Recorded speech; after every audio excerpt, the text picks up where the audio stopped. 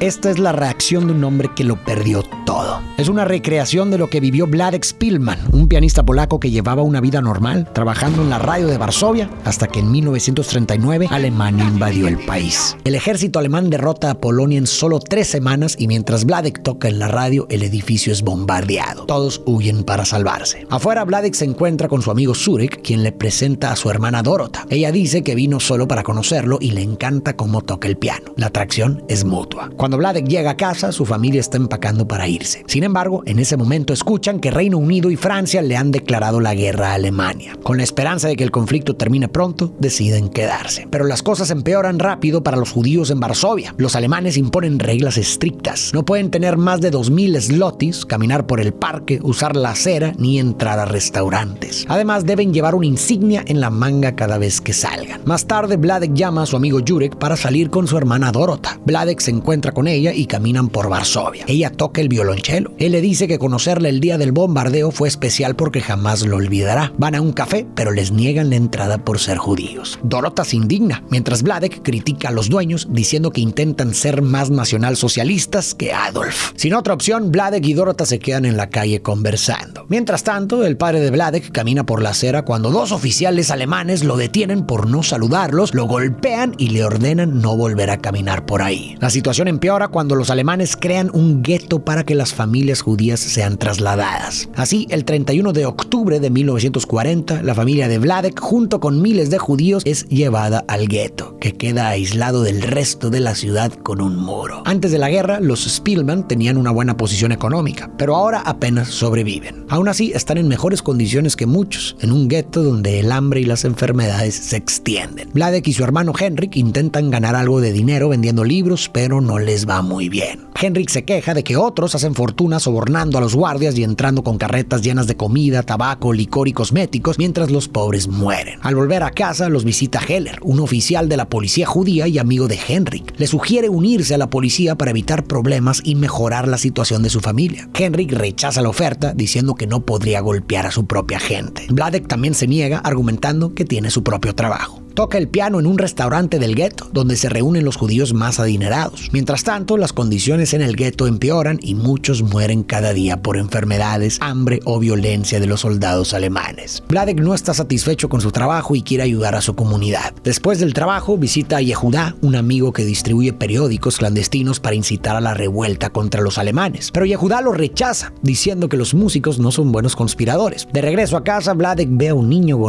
por soldados mientras intenta colarse en el gueto por debajo del muro. Logra arrastrarlo adentro, pero el inocente no despierta. Aquí empezaré con mis comentarios. En esta ocasión me voy a centrar en profundizar en los detalles de los sucesos reales que la película retrata, comenzando por el gueto de Varsovia. El término gueto se utilizó por primera vez en 1516 en Venecia, Italia, cuando las autoridades obligaron a la comunidad judía a vivir en un barrio segregado. Este barrio estaba en la misma zona donde antes había una fundición de cobre, por lo que se cree que la palabra proviene del verbo veneciano gettare, que significa arrojar o tirar. A lo largo de los siglos XV y XVI, ciudades como Roma, Frankfurt y Praga siguieron el ejemplo y crearon guetos para sus poblaciones judías, a menudo rodeándolos con muros y aplicando leyes restrictivas. Con el tiempo, el término gueto pasó a referirse a cualquier área donde los judíos vivían agrupados, aunque no siempre de manera obligatoria. Sin embargo, durante la Segunda Guerra Mundial, los alemanes se apropiaron del concepto para designar las zonas donde forzaron a los judíos a vivir en ciudades ocupadas. La idea de establecer estos guetos cerrados surgió en una reunión del 12 de noviembre de 1938, cuando Hermann Göring propuso aislar completamente a los judíos de la sociedad alemana. El propósito inicial de estos guetos no era solo separar a la población judía, sino mantenerla confinada en los territorios ocupados del este hasta decidir una solución final.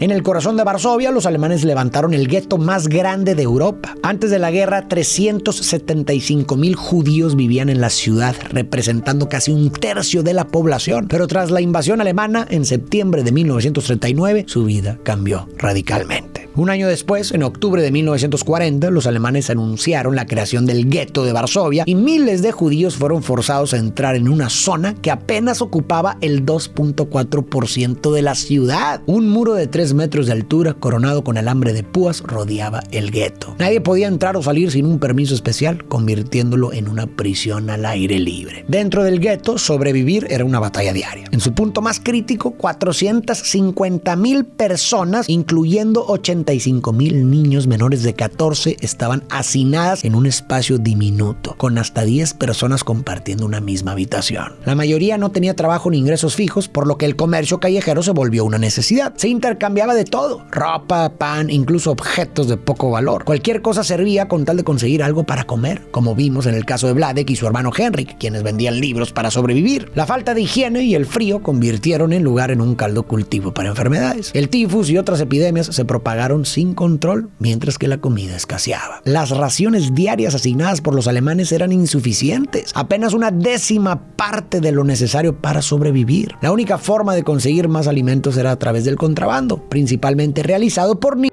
que, arriesgando sus vidas, cruzaban al lado ario en busca de suministros, tal como lo vimos reflejado con el niño con el que Vladek se encontró. Sin medicamentos, sin suficiente comida y con temperaturas extremas, miles murieron de hambre, frío y enfermedades. Entre octubre de 1940 y julio de 1942, alrededor de 92,000 personas murieron en el gueto, casi el 20% de la población. Desesperados, muchos judíos intentaron escapar, pero los alemanes respondieron con extrema crueldad. Cualquier persona atrapada fuera del gueto sin permiso era ejecutada en el acto. También lo era quien se atreviera a darles refugio. De hecho, un anuncio oficial alemán dejaba claro el destino de quien desafiara las reglas. Los judíos que abandonen el sector asignado sin permiso serán condenados a muerte. La misma pena se aplicará a cualquier persona que les dé refugio intencionalmente. Esa noche, mientras la familia Spillman cena, Henrik y Vladek discuten. Henrik reprocha que Vladek toque el piano para los ricos del gueto, a quienes no les importa el sufrimiento de los demás judíos.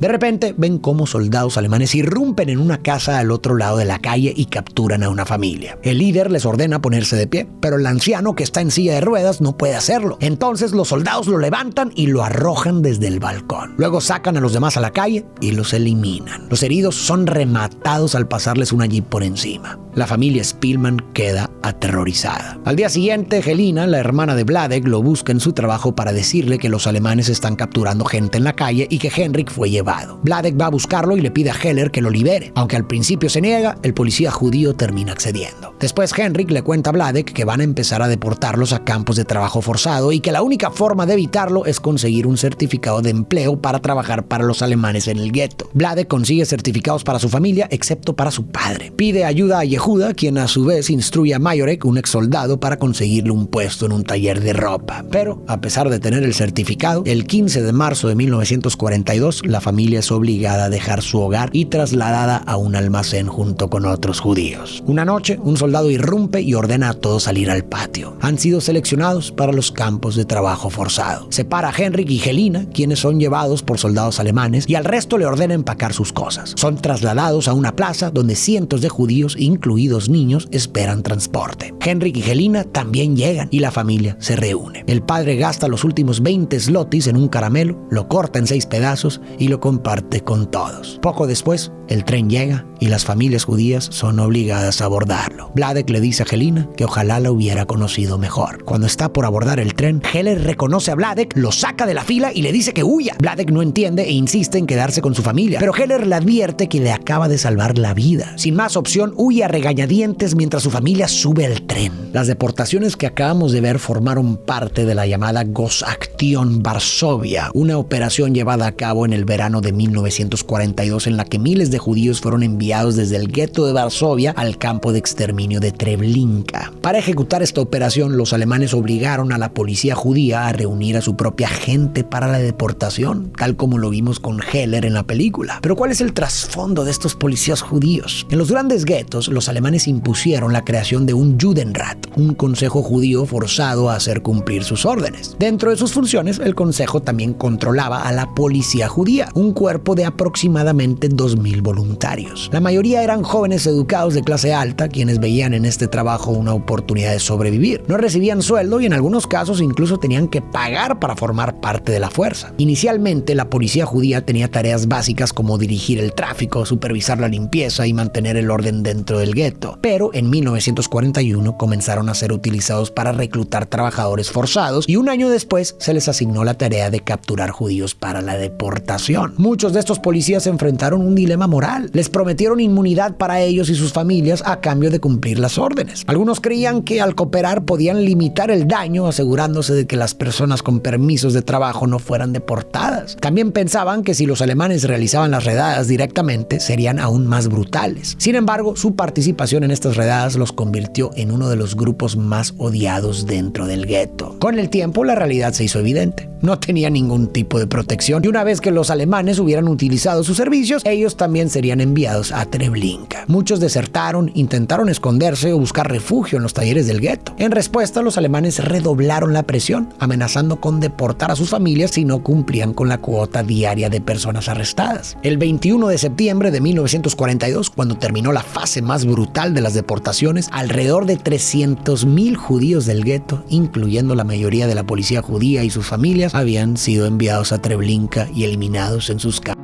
de gas. De los alrededor de 500.000 judíos que alguna vez vivieron en el gueto de Varsovia, solo quedaron unos 50.000. En su mayoría trabajadores de fábricas que los alemanes consideraban útiles para el esfuerzo de guerra. También sobrevivieron alrededor de 200 policías judíos, aunque su destino estaba lejos de estar asegurado. Después de escapar, Vladek busca a Yehuda, pero encuentra a su familia muerta frente a su casa. Más tarde llega al restaurante donde trabajaba y lo encuentra vacío. Justo cuando va a irse, su antiguo jefe, Benk, lo llama desde su escondite y le pide que entre. Le explica que deben quedarse allí unos días hasta que un policía sobornado los ayude a escapar. Más tarde, Benk y Vladek se mezclan con los 50.000 judíos que quedan en el gueto, alrededor del 10% de los que había. Su tarea es derribar los muros de ladrillo y construir apartamentos para los nuevos ocupantes no judíos. Mientras trabajan en condiciones duras y crueles, Vladek ve fugazmente a una vieja amiga, Janina, pero ella desaparece entre la multitud. Luego, cuando su grupo marcha, un soldado los detiene. Selecciona a varios, incluido Benk,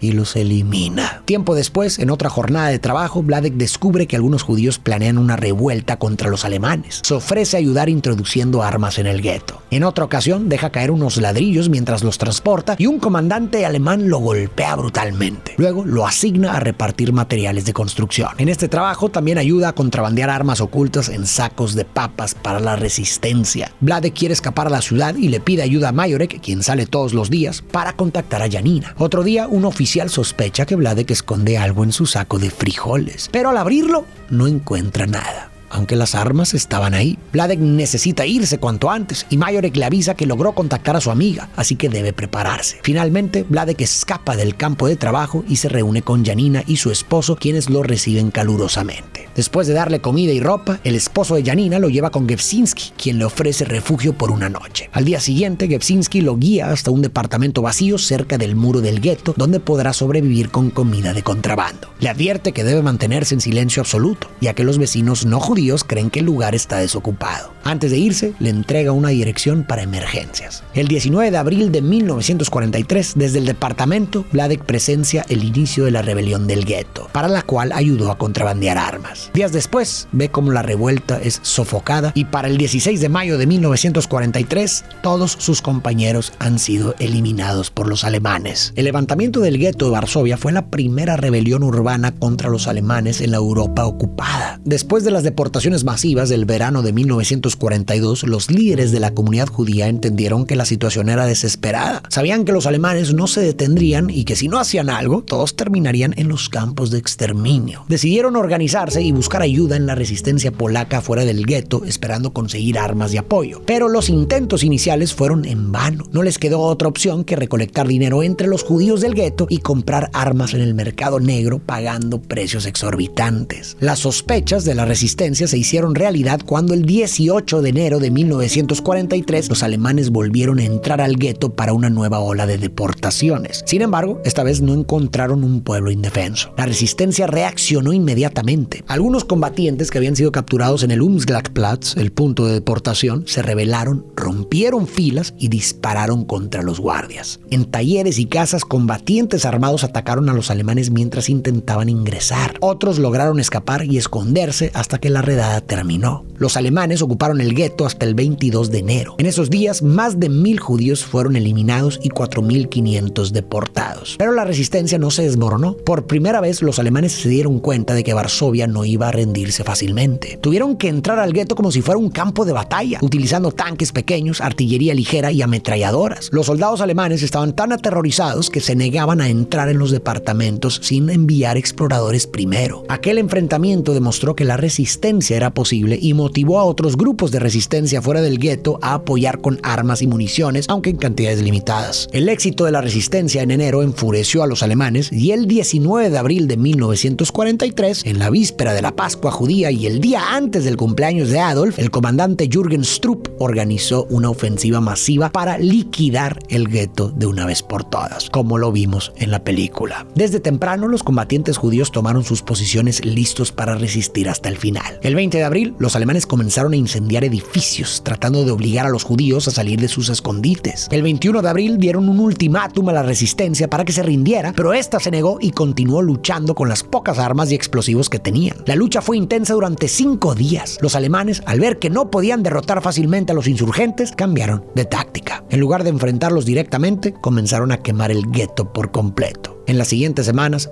miles de personas murieron atrapadas en edificios en llamas o al intentar huir. Para expulsar a los que se escondían en búnkeres y alcantarillas, los alemanes usaron gas venenoso. A medida que la gente salía ahogándose, era capturada, despojada de sus pertenencias y, en la mayoría de los casos, eliminada en el acto o enviada en trenes a los campos de exterminio. El 8 de mayo de 1943, después de 19 días de lucha, los alemanes rodearon el cuartel general de la resistencia. Allí se escondía Mordecai Anielewicz, uno de los líderes del levantamiento, junto con un centenar de combatientes. Cuando los alemanes introdujeron gas en el búnker, Anielewicz y sus compañeros decidieron eliminarse antes que rendirse. En su última carta a Zuckerman, otro líder de la resistencia, Anielewicz escribió: "El sueño de mi vida se ha hecho realidad. He vivido para ver la resistencia judía en el gueto en toda su grandeza y gloria". Cientos de judíos murieron en los incendios y los sobrevivientes fueron enviados a campos de concentración. En total, 42,000 personas fueron deportadas. El 16 de mayo de 1943, el gueto de Varsovia estaba en ruinas. Los alemanes habían cumplido su promesa de arrasarlo completamente. No quedó nada.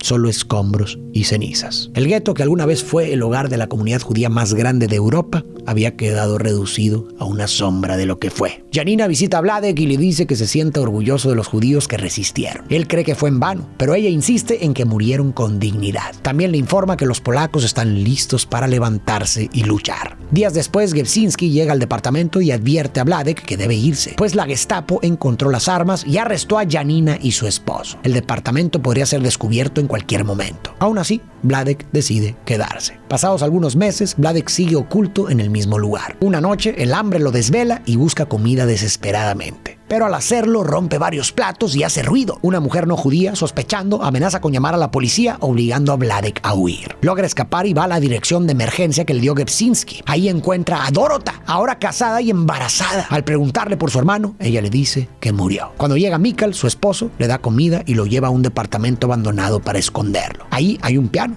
pero Mikal le advierte que debe guardar silencio, ya que nadie sabe que está ahí. Mikal le presenta a Salas, quien se encargará de traerle comida. Al principio, Salas le lleva alimento con regularidad, pero luego deja de hacerlo. Y Vladek sufre ictericia y se debilita gravemente. Dorota y Mikal lo visitan y al ver su estado le consiguen comida y llaman a un médico, quien le recomienda descansar. Antes de irse, Dorota le dice que se mudarán con su madre a Otwock y le advierte que los levantamientos comenzarán pronto. Vladek recupera fuerzas justo a tiempo para ver el levantamiento de Varsovia en 1944, cuando los polacos intentan recuperar la ciudad. Sin embargo, los alemanes atacan el edificio donde se esconde y tiene que escapar. Vladek se refugia en un hospital abandonado y busca algo para comer. Su estado es lamentable y se distrae imaginando que toca el piano. Pronto los alemanes comienzan a incendiar la ciudad, obligándolo a huir de nuevo. Salta el muro hacia el gueto ahora convertido en un paisaje desolador de escombros y ruinas. El levantamiento de Varsovia fue parte de la Operación Tempestad, el plan del gobierno polaco en el exilio para organizar insurrecciones contra los alemanes en varias ciudades ocupadas. Al principio Varsovia no estaba en la lista, pero el avance soviético en el verano de 1944 hizo que los líderes de la resistencia tomaran la decisión de último minuto de levantarse en armas antes que los soviéticos llegaran. El objetivo era expulsar a los alemanes, demostrar la legitimidad del gobierno polaco en el exilio y evitar que Stalin impusiera un régimen comunista en Polonia. Pero para lograrlo necesitaban el apoyo militar del Ejército Rojo, lo que significaba que la insurrección tenía que coincidir con la llegada de los soviéticos a Varsovia y la retirada alemana. El 27 de julio de 1944, el Ejército Rojo estaba a 50 kilómetros de Varsovia. Los líderes del Ejército Nacional Polaco, conocidos como AK, creyeron que la ayuda soviética estaba cerca. 2 días después, los tanques soviéticos avanzaron hacia los suburbios orientales y pusieron a prueba las defensas alemanas. Para la resistencia, era el momento de actuar. El 31 de julio, Tadeusz Bohr-Komorowski, comandante del AK, dio la orden definitiva. El levantamiento comenzaría el 1 de agosto a las 5 de la tarde. Desde la mañana del 1 de agosto, Varsovia hervía de nerviosismo y emoción. Los insurgentes, aún vestidos de civil, se dirigían a sus puntos de reunión, muchos escondiendo armas bajo abrigos gruesos a pesar del calor del verano. Por seguridad, la población no había sido informada previamente, pero cuando los primeros disparos resonaron, el espíritu de lucha se encendió de inmediato. Tras casi 5 años de ocupación alemana, la gente ansiaba venganza y libertad. En cuestión de horas, Varsovia se convirtió en un campo de batalla. Civiles de todas las edades se unieron al levantamiento. Hombres, mujeres y niños ayudaban en lo que podían. Construyeron barricadas con adoquines, muebles y vehículos volcados. Los tranvías bloquearon calles, las alcantarillas se convirtieron en rutas de escape y las fábricas en improvisados arsenales. Desde los balcones la gente lanzaba cócteles Molotov contra los tanques alemanes, mientras jóvenes corrían con mensajes y municiones entre las barricadas. El 3 de agosto, Bohr-Komorowski informó al gobierno polaco en el exilio que la moral era altísima. Describió el levantamiento como una revolución más que una batalla militar, impulsada por el fervor y la determinación que compensaban la falta de armas y entrenamiento. El 5 de agosto, la moral alcanzó su punto más alto. En los primeros 5 días, los polacos lograron tomar 125 kilómetros cuadrados y superaban en número a los alemanes 3-1. La victoria parecía cerca. Sin embargo, este optimismo se basaba en una falsa esperanza. La creencia de que los soviéticos estaban a punto de entrar a la ciudad. Las radios aseguraban que el Ejército Rojo estaba en Praga, el barrio oriental de Varsovia, pero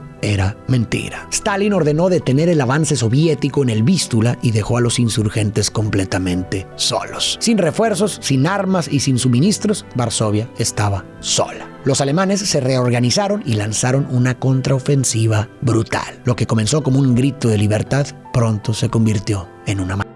Para los líderes alemanes, el levantamiento de Varsovia era la excusa perfecta para destruir la capital polaca de una vez por todas. Heinrich Himmler, el líder de las SS, lo dejó claro en sus propias palabras. Varsovia será liquidada. Esta ciudad, que por siglos ha bloqueado nuestro camino al este, dejará de existir. Del mismo modo, los polacos dejarán de ser un problema para nuestras generaciones futuras. Con la aprobación de Adolf, el 1 de agosto de 1944, se emitió la Orden para Varsovia, que establecía que la ciudad debía ser arrasada y todos sus habitantes eliminados, para dar un ejemplo aterrador al resto de Europa. Himmler puso al mando al general von den Bach, dándole instrucciones explícitas. Eliminen a todos, hombres, mujeres y niños. Destruyan la ciudad por completo. El 5 de agosto, la represión alemana comenzó con una de las matanzas más brutales de la Segunda Guerra Mundial. Bajo el mando de Heinz Reinefeld, las tropas de la SS, junto con la temida Brigada Dirlewanger, formada por criminales y prisioneros, y la Brigada Kaminsky, colaboracionistas rusos,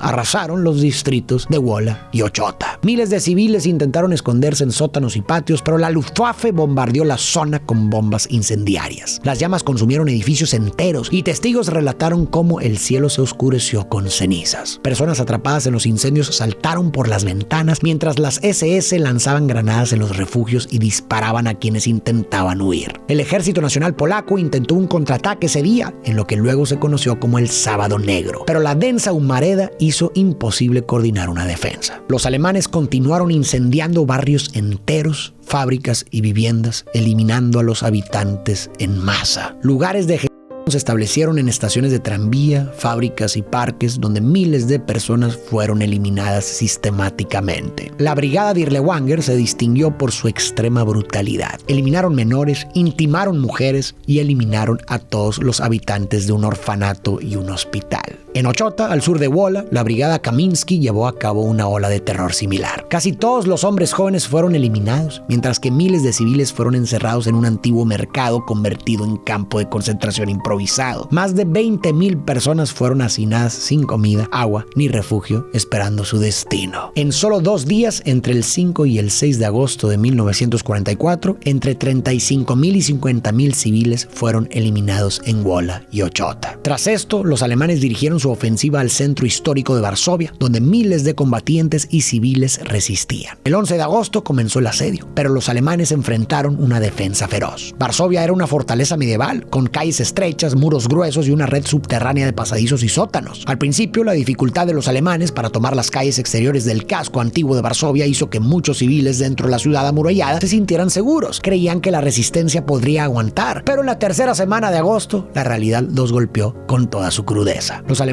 habían rodeado completamente la ciudad y comenzaron un asedio implacable. La Luftwaffe lanzó más de 1,580 toneladas de bombas sin temor a represalias, ya que Stalin se negó a enviar ayuda a los polacos. Cada mañana, los bombarderos despegaron puntualmente a las 6 de la mañana, ametrallando a civiles y lanzando bombas cada media hora. Al mediodía, los pilotos se tomaban un descanso para almorzar y por la tarde reanudaban la destrucción hasta las 7 de la tarde. El resultado fue catastrófico. Cientos de hombres, mujeres y menores murieron atrapados entre las llamas o aplastados por los escombros. Edificios históricos quedaron reducidos a cenizas. Un testigo describió el horror. El fuego arde por todas partes. Hace tanto calor que el asfalto se derrite. Las casas están en llamas, crujen, gimen y colapsan. Nada puede ayudar en este momento. Con cada día que pasaba, la supervivencia se volvía más difícil. A mediados de agosto, los alemanes cortaron el suministro de agua y la lluvia nunca llegó. Buscar comida era jugarse la vida. Miles de civiles se refugiaron en búnkeres y alcantarillas, soportando condiciones terribles, sin agua, sin higiene y sin esperanza. El hambre, las enfermedades y el agotamiento empezaron a destruir lo que quedaba de la moral de la ciudad. Al principio, el pueblo apoyaba el levantamiento, pero después de 3 semanas sin señales de ayuda soviética, el ánimo cambió. La gente comenzó a culpar al ejército nacional por el sufrimiento. Los soldados polacos notaron cómo la admiración inicial se convertía en resentimiento y odio. Y tras 63 días de lucha,